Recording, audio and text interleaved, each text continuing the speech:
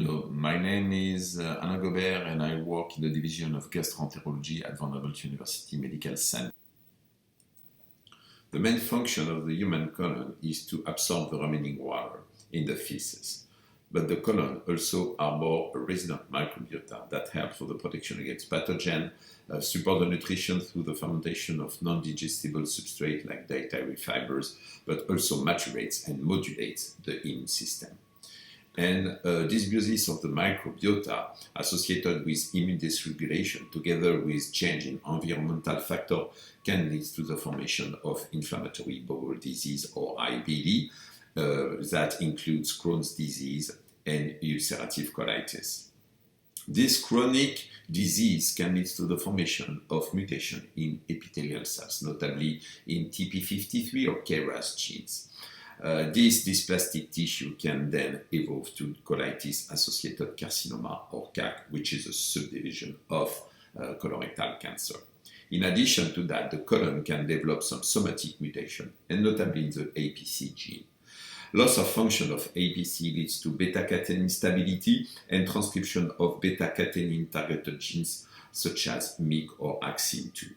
And this gene leads to the formation of sporadic colorectal cancer. And it should be noted that 80 to 90% of sporadic CRC is associated with APC mutation. In this context, alternative strategies that we want to develop in our lab is to dampen colitis and reduce the risk for neoplastic transformation. So one major interest we have in the lab is the polyamine pathway. In mammal, there are three main polyamine: putrescine, spermidine, and spermine. Putrescine is synthesized from ornithine by the enzyme ornithine decarboxylase to form spermidine that is then sequentially converted into spermine. Very importantly, spermidine is a substrate for the deoxyhypusine synthase or DHPS enzyme. This enzyme takes half of the spermidine and binds it to the lysine 50 residue of the eukaryotic translation initiation factor 5A or EIF5A. And then this molecule here that is called deoxyhypusine is hydroxylated by DOHH to form this amino acid here called hypusine. And this molecules with hypusine is called hypusinated EI5A. When hypusinated EI5A is synthesized, as schematized here, it then goes into the nucleus by the passive diffusion and binds some specific mRNA. Then the complex of hypusinated EI5A with mRNA is when to go to the ribosome and allow for protein translation. Therefore, you just have to remember that hypusination regulates translation of proteins. We recently reported that spermidine supplementation alleviates colitis and colon tumorigenesis in mice. So we question whether hypusination can protect also from colitis and colon cancer. So first, we analyzed DHPS expression in patients with colitis. So we took mRNA and we analyzed mRNA expression for DHPS in normal or patient with moderate or severe colitis. And as you can see, we found a significant reduction with the grade of colitis of DHPS mRNA expression. This was confirmed that by the analysis of the GEO database, showing that most of the study performed on UC or CD show a reduction, sometimes significant, of DHPS, whereas DOHH was not affected. Then later, we used human-derived colonoid and found that colonoid derived from patients with ulcerative colitis express less DHPS mRNAs than normal patients. So to mimic this condition, we decided to knock down DHPS in epithelial cells. So we crossed the DHPS flux mice to the Vilin-1 Cre mice, and Vilin Cre is a driver for intestinal epithelial cells. So we obtained the DHPS flux Vil1 plus Cre plus that we call DHPS delta, that I will call DHPS delta AP in this talk. this is just to show you that in isolated colonic epithelial cells, there was a reduction of DHPS expression. There was a loss of DHPS protein expression as well in the CSCs that was associated with a reduction of hypusinated EF5A. And this is immunofluorescence, so showing that hypusinated EF5A in epithelial cells is lost in the DHPS delta IP mice. When we opened these mice, we found that these mice, the colon of these animals looks sicker and looks inflamed compared to the normal colon. This was confirmed that by the increase of the weight to length ratio. At the histological level, we found a massive hyperplasia in DHPS delta IP mice that was, and some immune infiltrate, as you can appreciate here. In fact, the crypt length was increased in the DHPS delta IP mice versus DHPS flocks, and proliferation was also, and the increased proliferation was also confirmed by the measurement of Ki67 in this animal that was quantified here. Our pathologist, Dr. K. Washington, when she analyzed this tissue, found also that the DHPS delta IP mice exhibited a crypt distortion that is main features of human IBD. So we found that only one animal of the flux group had a crypt distortion, whereas 22 out of 26 has a crypt distortion in the DHPS delta IP mice. Then she scored colitis and found that histologic injury score was significantly increased, as you can see here, notably by MPO staining. And we found also that pro-inflammatory genes such as the chemokine CXCL2 or the innate genes NOS2, TNF, IL-1 beta, or the TH1 or TH17 cytokines were spontaneously increased in DHPS delta IP mice. So these mice that exhibit a spontaneous inflammation were then treated with DSS for 5 days, followed by 5 days of DSO to induce further colitis.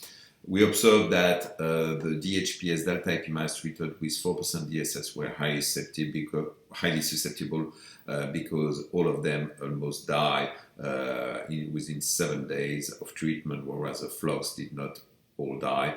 And even with 2% of DSS, we found a strong loss of survival in the delta IP mice versus the flocks. This was confirmed by body weight loss, which was worsened in DHPS delta animal versus the flocks. And this is the colon weight to length ratio showing an increase under the 2% or 4% DSS.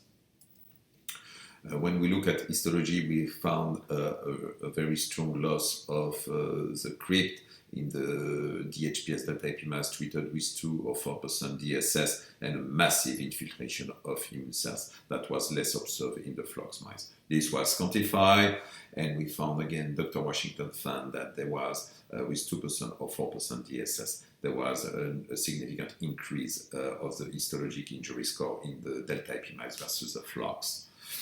So this result suggests that hypusination maintains intestinal homeostasis and dampens colon inflammation. What about carcinogenesis? So to test that, we thought that the inflammation observed in the flocks mice will be enough to have a spontaneous inflammation, and if we maybe treat the mice with a carcinogen, we will observe carcinogenesis. So we treated the flocks and the delta IP mice with the carcinogen azoxymetane AOM, and we did 6 injections separated by a week. At sacrifice, we found that the DHPS delta IP mice treated with AOM had massive, huge tumor in the colon, and the tumor were really smaller in the DHPS flocks mice. This was quantified, and we found a significant increase of tumor number in DHPS delta IP mice. Tumor size was also significantly increased, and the overall tumor burden was, of course, increased in the delta IP versus the flocks. Then we analyzed the histology of this animal and found that there was increased number of high-grade dysplasia in DHPS delta AP mice treated with AOM compared to the flocks, and this reached a significant increase. In one DHPS delta AP mice treated with AOM, we even found an invasive carcinoma, which is rarely seen in the AOM DSS model. We then question about the role of DHPS and hypusination in sporadic colorectal cancer. So for this, we first crossed the APC flux to a tamoxifen-inducible CRE for the promoter region of the gene CDX2, which is mainly expressed in the colon and the ileum of animals. So we obtained this APC flux mice that have a deletion of APC when they are injected with tamoxifen. Then we cross these animals to the DHPS flux this time to obtain an animal called APC DHPS flux that have a deletion of both APC and DHPS when in intestinal epithelial cells when they are treated with one injection of tamoxifen. So this is just to show you that we found that APC the APC deleted allele was found just in the tumor of APC flux and APC DHPS after tamoxifen injection, and this was confirmed by mRNA expression. In contrast, we found that the deleted allele of DHPS was observed in non-tumor and tumor tissue of APC DHPS mice, and as expected, not in APC mice. Again, this was confirmed by mRNA expression. So after tamoxifen injection, we found that the APC DHPS mice had a significantly loss of survival compared to the flocks, as well as a decrease of body weight loss. We found that 23 out of 29 mice develop a tumor in the APC flux group, whereas all the mice develop a tumor in the APC DHPS group. Tumor number and tumor burden were significantly increased in the APC DHPS after tamoxifen injection compared to APC. This was observed in the distal colon and the proximal colon. Histologically, we found that there was a small tumor here, for example, in the APC flux, whereas you can appreciate here a large tumor in the APC DHPS. And we found also a significant increase of the number of high-grade dysplasia and low-grade dysplasia in APC DHPS versus the flux. So this demonstrates that mice with specific deletion of DHPS in colonic epithelial cells exhibit increased tumorigenesis, also mediated by APC loss. So to understand the mechanism by which hypusination could be protective in colitis and carcinogenesis, we went back to the naive mice. We took the colon, extracted colonic epithelial cells, and performed a proteomic analysis by eye track. And we compared the proteome of the delta AP mice to the flux. We found that among the proteins that were downregulated in DHPS delta AP mice, we found that some proteins were similar to each other, and this is the case for the GSTs. So GST-M1, GST-01, GST-P1, M2, M3, or F4. All these GSTs are glutathione S-transferases. In addition to that, we found that there was also numerous aldehyde dehydrogenases that were downregulated in delta AP mice, such as LDH2, L1A7, or ADH1. When we submitted this proteomic analysis then to IPA, we found that that pathway related to cancer or to immune response were induced in DHPS delta AP mice. And interestingly, among the immune response, we found that a lot of pathways associated with oxidative stress were induced by DHPS deletion.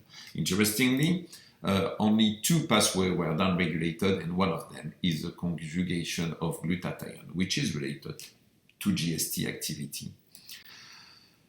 So we confirmed that one of the protein that was downregulated, we took GST01, was downregulated in the colon of mice with DHPS deletion, and you can see that here. And this is GST01 mRNA showing that the mRNA level was not affected, really demonstrating that only the translation of this protein was down in the delta AP mice. Then we did the same kind of analysis, this time using the tumor of APC mice and APC DHPS. We found that there was numerous protein upregulated in the tumor. These proteins notably are immunomodulators of oncogenes, as expected. But when we look at the protein downregulated in the APC DHPS, we found again that there was numerous GSTs and numerous LDHs enzyme that were downregulated with DHPS deletion. So what is the function of all these proteins? And they have a common function, which is roughly to do aldehyde detoxification.